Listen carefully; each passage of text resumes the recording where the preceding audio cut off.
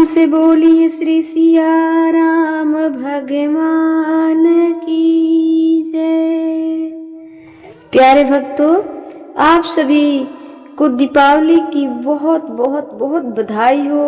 आप सभी का जीवन एकदम हंसता खिलता रहे, इन्हीं शुभकामनाओं के साथ कथा में आगे बढ़ूंगी। आप सभी से रिक्वेस्ट है कि आप सभी मेरे चैनल पर पहली बार हैं तो मेरे चैनल को सब्सक्राइब करें, प्यारा सा जय श्री सीताराम कमेंट करें और शेयर करें, क्योंकि भगवान की कथा वही सुन पाता है, उसी को प्राप्त होता है जिससे भगवान बोध करें। राम या कृष्ण कथा का बोध नहीं है। भगवान जब तक बोध ना कराए तब तक भगवान की कथाओं को कोई ना सुना सकता है ना कोई सुन सकता है। भगवान जब तक बोध ना कराए तब तक भगवान की कथाओं को कोई ना सुना सकता है ना कोई सुन सकता है। बड़ी कृपा से हम और आप कथा को सुन रहे हैं। इस भारत देश की धरती पर जन्म लिए हैं और जन्म लिए हैं तो भगवान की कथा सुन रहे हैं, राम कथा में प्रवेश कर रहे हैं। बहुत हम सब भाग्यशाली हैं। कल जहाँ तक कथा पहुंची थी उसके आगे की कथा हम आप लोगों को स्मरण कराएंगे। भगवान श्री राम की कथा प्रारंभ होती है शंकर जी के कथा से। जब तक शिव की कथा नहीं होगी तब तक राम की कथा का प्रकट्य नहीं होगा। जब तक शिव की कथा नहीं होगी तब तक राम कथा का प्रकट्य नहीं होगा। तो रामायण में रामचरितमानस में राम जी की कथा बाद में है। पहले शिव जी की कथा है। माता सती पिता के यज्ञ में गई और जलकर भस्म हो गई। क्या भाई? जलकर भस्म हो गई। उसके बाद वह सती जब जल के भस्म हो गई, भगवान शंकर के पास खबर पहुंचा। भगवान शंकर कंधे पर उठाए और लेकर चल पड़े। उसके बाद जहां जहां सती का जो अंग कटकर गिरा वहां एक शक्तिपीठ बना और जहां जो अंग गिरा है उस अंग का अद्भुत वो देश में प्राप्ति हुआ है। उसके बाद फिर माता सती पार्वती रूप में हिमालय के घर प्रकट हुई। यहाँ से भगवान शंकर और पार्वती की कथा शुरू होती है। तो भगवान शंकर की जब पार्वती जी प्रकट हुई, मैं शॉर्ट में सुनाती हूँ, थोड़ा सा संक्षिप्त में। जब हिमालय के यहाँ प्रकट हुई माँ पार्वती, थोड़ी सी बड़ी हुई तो माँ पार्वती ने तपस्या करने लग गई। 1000 वर्ष दिन माँ पार्वती ने तपस्या की और बेलपत्र चबाकर 1 माह दिन तक उन्होंने तपस्या की। और तपस्या किसके लिए कर रही थी? भगवान शंकर के लिए। और भगवान समाधि में लीन थे। भगवान समाधि में थे। जब माता सती का 1000 दिन तपस्या पूर्ण हुआ तब भगवान शंकर की समाधि खुली। उसके बाद भगवान शंकर अपने दिव्य दृष्टि से देख लिए कि माता पार्वती तपस्या कर रही है और बड़े घोर तपस्या की। 1000 वर्ष दिन वनों में रहकर तपस्या की। माता पार्वती के पिता माता सब व्याकुल हो गए तपस्या देखकर। और भगवान शंकर जी का समाधि खुला।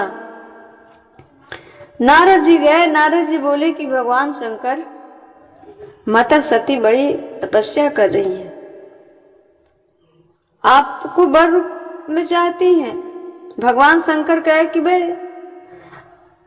हमें अब नहीं चाहेंगी, क्योंकि हम तो भभूति सबूति रमाने वाले, हमेशा मनमस्त रहने वाले। भगवान नारद जी बोले कि प्रभु तपस्या तो आप ही के लिए कर रही है। तो भगवान शंकर बोले कि एक बार जाकर पार्वती से मिलो और कहो तो जरा।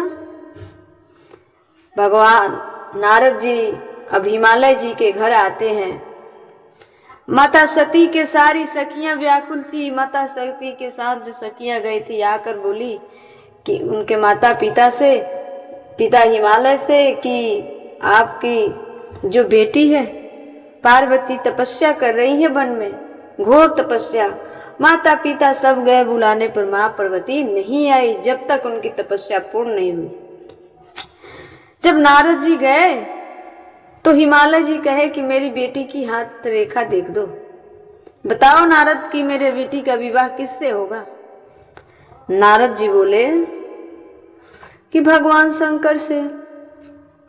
अब तो हिमालय सुने ना सब कोई पर गया। कैसे कह सकते हैं, ऐसे अड़भंगी से हम अपने बेटी को विवाह नहीं करेंगे। पार्वती मैया के भाई जी भी किसी आ गए, सारे लोग घुसा गए। नारद जी बोले कि विवाह तो शिव जी से ही होगा, विवाह तो शिव जी से ही होगा। हिमालय जी बोले कि नहीं, मैं दूसरा लड़का ढूंढूंगा, बहुत सुंदर लड़का ढूंढूंगा, दूसरा लड़का ढूंढूंगा। ऐसे करके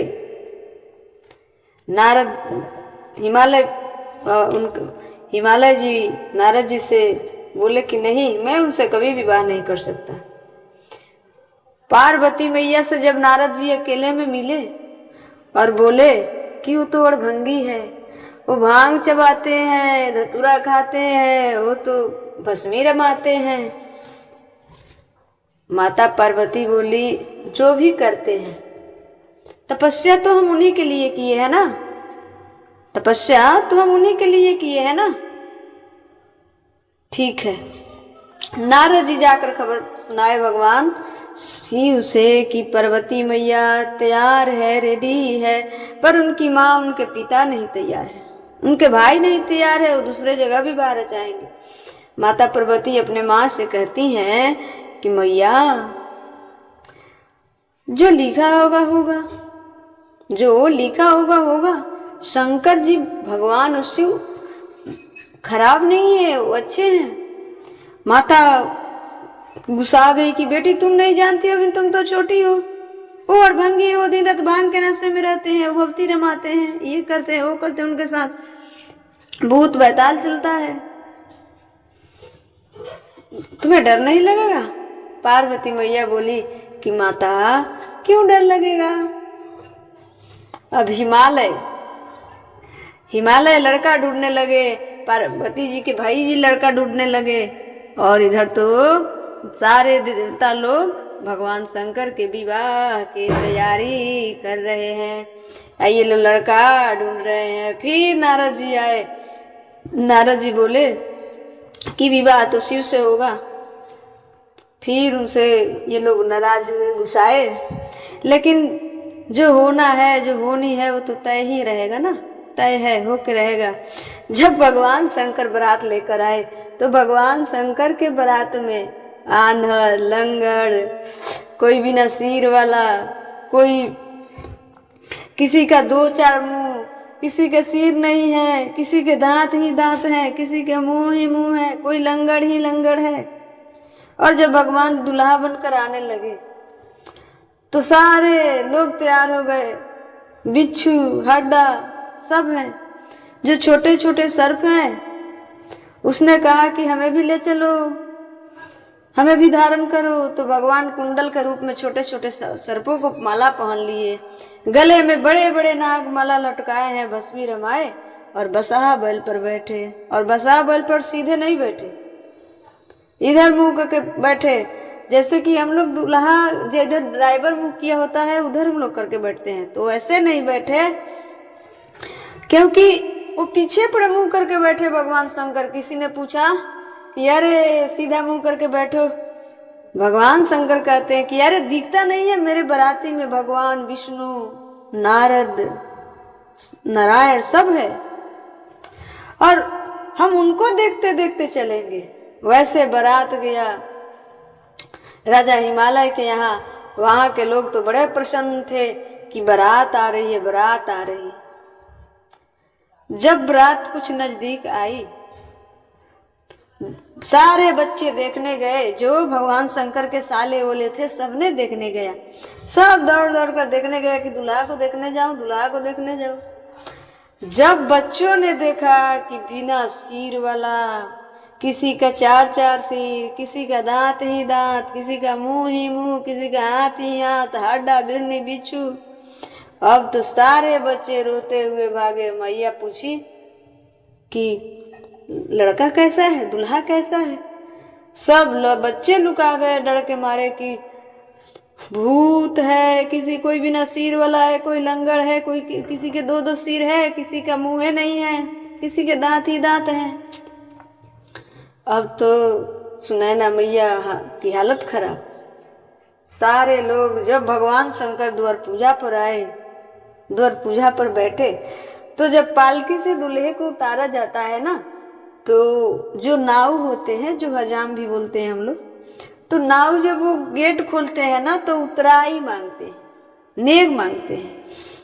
तो भगवान शंकर से वहां के नाव जी अपना नेग मांगने गए कि नेग दो। भगवान शंकर ने क्या किया कि अपने कान में जो छोटे छोटे सर पहने थे, फर्दन कान में से खींचे और नाव के देह पर फेंक दिया। अब तो नाव ले भागा, नाव ले भागा। बड़े धूमधाम से बाराती गई थी, बड़े गजब की बारात थी भगवान शंकर की।